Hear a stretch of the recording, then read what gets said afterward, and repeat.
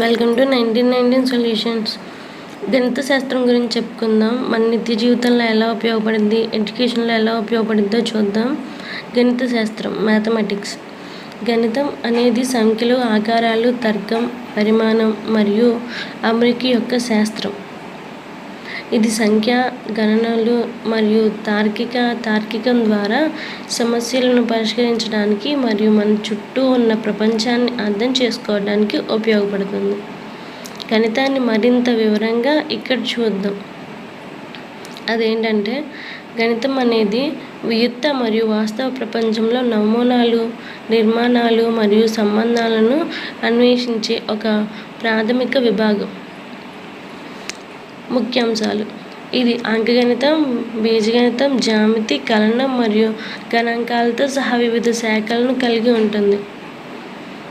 ఇది మన నిత్య జీవితంలో ఎలా ఉపయోగపడుద్ది అంటే, ఇంజనీరింగ్, సైన్స్, ఆర్థికం మరియు సాంకేతికం విభిన్న రంగాల్లో మనం మ్యాథమెటిక్స్ని యూజ్ చేస్తాం.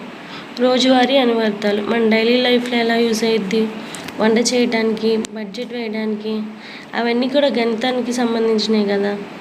ప్రతి దాంట్లో మనం గణితాన్ని చూస్తూనే ఉంటాం. గణితాన్ని రోజువారీ జీవితంలో బడ్జెట్ వేయటం, వంట చేయటం, కొలవటం మరియు సమయం మరియు స్థలాన్ని అర్థం చేసుకోవటం వంటి పనులకు ఉపయోగిస్తాం. మన డైలీ లైఫ్ దేంట్లో అయినా మ్యాథ్స్ లేకుండా మనం ఉండం. ప్రతి దాంట్లో మనం మ్యాథ్స్ చూస్తూనే ఉంటాం. గణిత శాస్త్ర శాఖలు: అంకగణితం, బీజగణితం. అంకగణితం సంఖ్యల ప్రాథమిక క్రియలతో వ్యవహరిస్తుంది. అంటే కూడిక, ఎడిషన్, సబ్ట్రాక్షన్, మల్టిప్లికేషన్ ఇవన్నీ అంకగణితం కిందకు వస్తాయి. బీజగణితం వచ్చేసి సంఖ్యలను సూచించడానికి, సమీకరణాలను పరిష్కరించడానికి చిహ్నాలను ఉపయోగిస్తాం.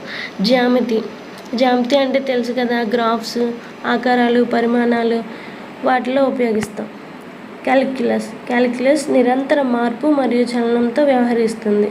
గణాంకాలు డేటాను సేకరించడం, విశ్లేషించడం మరియు వివరించడం ఇందులో ఉంటాయి. ఫస్ట్ అంకగణితం గురించి చూద్దాం. ఆపరేషన్స్ ఆన్ నెంబర్స్, సంఖ్యలపై కార్యకలాపాలు. సంఖ్యలు హిందూ అరబిక్ వ్యవస్థలో మనకు 10 అంకెలు ఉన్నాయి, 0 to 9. ఒక సంఖ్యను అంకెల సమూహంతో సూచిస్తారు. దీనిని సంఖ్య, న్యూమరల్ అని పిలుస్తారు. ఒక సంఖ్యను సూచించడానికి ఉదాహరణకు ఈ కింది సంఖ్యలను పదాలలో రాయండి. 86,73,94,517. దీన్ని మనం మామూలుగా వర్డ్స్లో రాస్తే 86,73,94,515. అంటే సంఖ్యల్లో ఉన్న వాటిని మనం అక్షరాలలో రాస్తాం అన్నమాట. సెకండ్ ఎగ్జాంపుల్: సంఖ్యలోని అంకె యొక్క ముఖ విలువ మరియు స్థాన విలువ. వీటిని మనం ఇంగ్లీష్లో face value and place value అంటాం. ఫస్ట్ ఉదాహరణకి 6,872 అనే సంఖ్యను తీసుకున్నాం అనుకోండి. 2 యొక్క ముఖ విలువ 2 అవుతుంది, 7 యొక్క ముఖ విలువ 7 అవుతుంది, అంటే ఫేస్ వాల్యూ. సో 8కి 8, 6కి 6. నెక్స్ట్ ఎగ్జాంపుల్: ఇచ్చిన సంఖ్యలో యూనిట్ అంకె యొక్క స్థానం విలువ. ఇది వచ్చేసి ప్లేస్ వాల్యూ తెలుసు కదా. 1's ప్లేస్ ఎంత ఇది 1 అవుతుంది, ఇంటూ 1 చేస్తాం. 10's place into 10. Next 100's place into 100 చేస్తాం మనం ఇచ్చిన అంకెను బట్టి. నెక్స్ట్ ఇంకో ఎగ్జాంపుల్: 92,614 సంఖ్యా రూపంలో మనము 4 యొక్క స్థాన విలువ. దీంట్లో 4 యొక్క స్థాన విలువ ఎలా ఉండిద్ది? 4 ఏ ప్లేస్లో ఉంది? మనకి 1 స్థానం అని పిలుస్తుంది తెలుగులో. 1's ప్లేస్లో ఉంది కాబట్టి 4 into 1 = 1 అయింది. నెక్స్ట్ 10ల స్థానంలో 1 ఉంది, 1 into 10 10 అవుతుంది. నెక్స్ట్ 100ల స్థానంలో 6 ఉంది, 6 into 100 = 600. అలా ప్లేస్ వాల్యూని బట్టి మనం ప్లేస్ వాల్యూస్ వేసుకుని మనం మల్టిప్లికేషన్ చేస్తూ ఉంటాం. అలా మనం స్థాన విలువని చెప్పొచ్చు అంకెకి. 1, 10, 100, 1000, 10,000, 1,00,000 అండ్ సో ఆన్.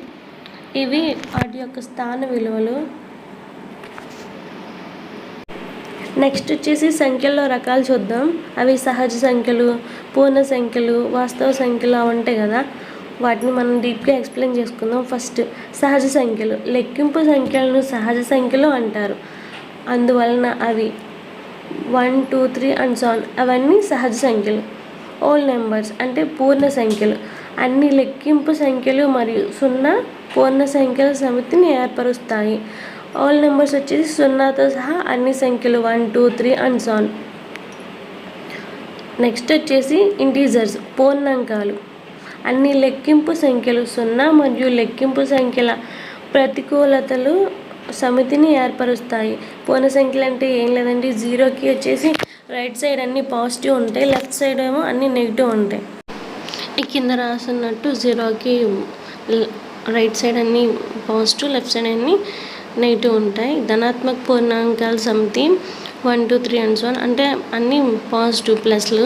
రుణాత్మక పూర్ణాంకాల సమితి లెఫ్ట్ సైడ్ ఉండేవి మైనస్లు, -1, -2 and so on. Even and odd numbers సరి మరియు బేస్ సంఖ్యలు. Even numbers. ఈవెన్ నెంబర్స్ అంటే 2చే భాగించబడే వాటిని ఈవెన్ నెంబర్స్ అంటాం. నెక్స్ట్ 2, 4, 6 అట్లాంటివి even numbers. Odd numbers and base సంఖ్యలు. 2 ద్వారా భాగించబడిన గణన సంఖ్యలను బేస్ సంఖ్యలు అంటాం. అట్లాంటి వాటిని మనం ఆడ్ నెంబర్స్ అంటాము. Odd numbers example 1, 3, 5, 7, 9, 11 and so on. Next prime numbers. Prime numbers అంటే ప్రధాన సంఖ్యలు. ప్రధాన సంఖ్యలు వచ్చేసి ఒక గణన సంఖ్యకు సరిగ్గా 2 కారణాంకాలు ఉంటే దాన్ని ప్రధాన సంఖ్య అంటారు. ఒకటి స్వయంగా ఉంటుంది, ఇంకొకటి ఒకటే ఉంటుంది. అంటే సపోజ్ ఇప్పుడు 2 టేబుల్ తీసుకున్నాం అనుకోండి, స్వయంగా అంటే 2 టేబుల్లోనే క్యాన్సిల్ అవుతుంది. నెక్స్ట్ 2 టేబుల్లో 1 టేబుల్ కూడా క్యాన్సిల్ అవుతుంది.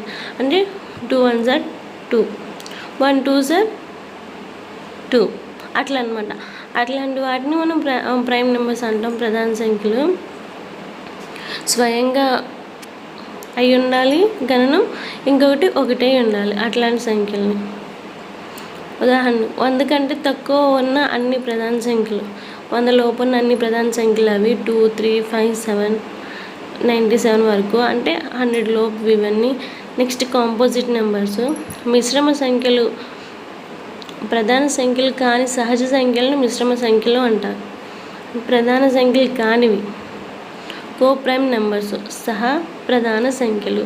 ఏ మరియు బి అనే 2 సహజ సంఖ్యలు. వాటి HCF 1 అయితే వాటిని సహా ప్రధాన సంఖ్యలు అంటారు. సపోజ్ 2 and 3 ఉంది, ఆ రెండింటికి HCF మనకి 1 అవుతుంది. అట్లాంటి వాటిని మనం కో ప్రైమ్ నెంబర్స్ అంటాము. ఇవండి basic mathematics. Thanks for watching friends.